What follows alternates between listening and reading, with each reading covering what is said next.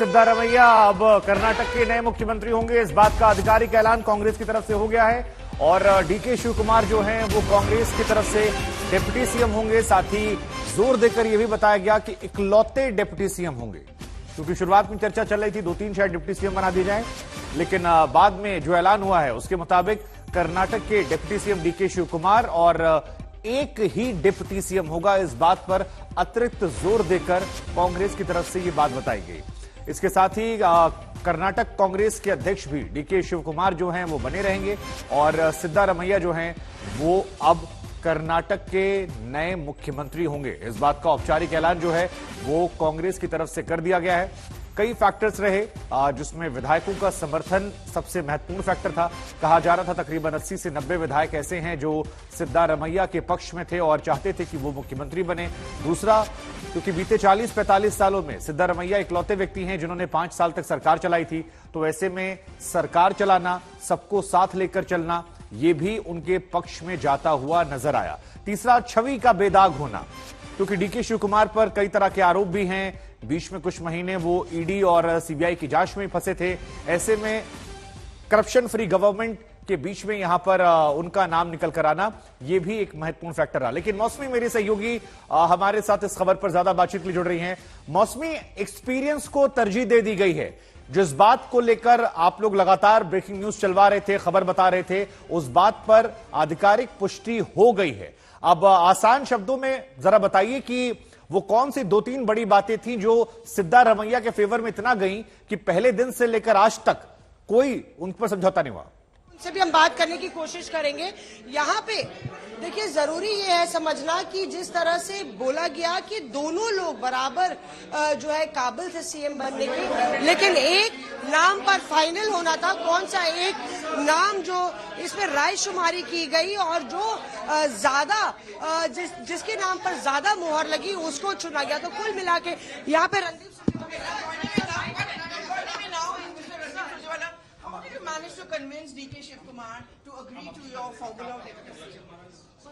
तो यहाँ पे रणदीप सिंह सुरजेवाला बोल रहे हैं। पर देखिए, जो मुख्य तौर पे आप देखिए कि ये कहा गया कि दोनों लोग जो है बराबर से रेस में थे, लेकिन रायशुमारी हुई, विधायकों से बात हुई और जब विधायकों से बात करके जो बात सामने आई उसमें ये तय किया गया कि सिद्धारमैया को मुख्यमंत्री और डीके शिवकुमार को उप मुख्यमंत्री। उसके अलावा 2024 के चुनावी रण में जो है डीके शिवकुमार पार्टी की भी कमान संभालेंगे 2024 तक। तो कुल मिला के उनको जो है एक बैलेंसिंग एक्ट करने की कोशिश पार्टी की तरफ से हुई है। और रणदीप सिंह सुरजेवाला यहाँ पे हैं जिनसे हम बात।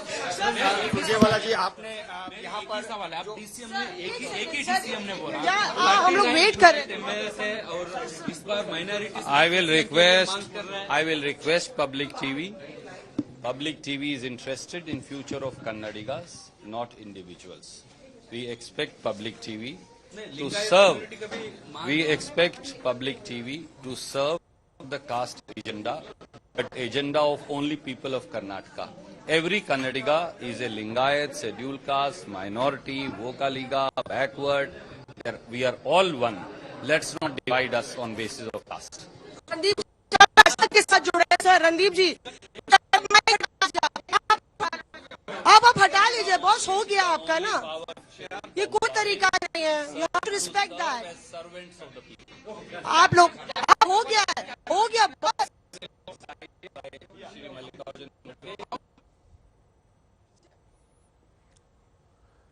ठीक है, मौसमी हम आपके पास आएंगे। एक बार अशोक सिंघल मेरे साथ बने हुए हैं। अशोक, ऐसी ही कुछ बातें हमने राजस्थान में भी सुनी थी। दोनों एसेट हैं, दोनों की भूमिका है, एक एक्सपीरियंस है, दूसरा सहयोग करेगा, लेकिन हालात बदले। यहां पर क्या रहा जो मैटर सॉर्ट आउट हो गया और क्या वाकई में सॉर्ट आउट हो गया? क्योंकि ये बातें तो पहले से ऑफर की जा रही थी, फिर आज डीके शिवकुमार कैसे मान गए जिसके बाद ये औपचारिक ऐलान कर दिया गया?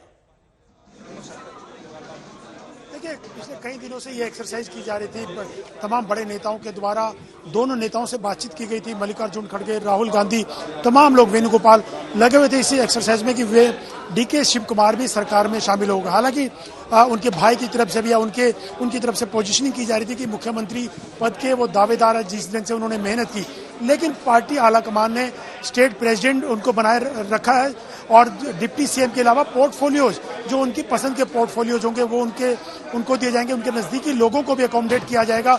तो पूरा जो बैलेंस करने की कोशिश की गई सत्ता को डीके शिव कुमार के साथ सीधा रमैया 2024 तक, क्योंकि क्रूशियल है कांग्रेस का चुनाव, उसको देखते हुए पार्टी की कोशिश ये थी कि दोनों नेताओं को साथ लेके चला जाए, दोनों के दोनों सरकार में दिखाई दें। डीके शिव कुमार का सरकार में रहना बहुत जरूरी है। कांग्रेस के तमाम नेता इसी कोशिश में लगे थे, आखिर उनको कन्विंस करा लिया गया है कि आप स्टेट प्रेसिडेंट भी रहेंगे, संगठन की जिम्मेवारी आपके पास रहेगी, संगठन की पकड़ आपके पास रहेगी, इसके अलावा जो मेन पोर्टफोलियोज हैं वो रहेंगे और कहीं भी आपको इग्नोर करने का सवाल नहीं है, बराबर की तरजीह दी जाएगी। मुख्यमंत्री सीधा रमैया रहेंगे, लेकिन आपका ओहदा या आपकी महत्व वो कम नहीं होगा। तो कहीं ना कहीं उनको समझा लिया गया। हालांकि कुछ नेताओं ने नाराजगी व्यक्त की, उनके भाई ने भी नाराजगी व्यक्त की कि मुख्यमंत्री बनना चाहिए था, लेकिन पार्टी आलाकमान है, उन्होंने बात करके उनको समझाया और एक आम सहमति से निर्णय करवाया और आज इसकी घोषणा कर दी गई। ठीक है, आपका लगातार नजर बनाए रखिए।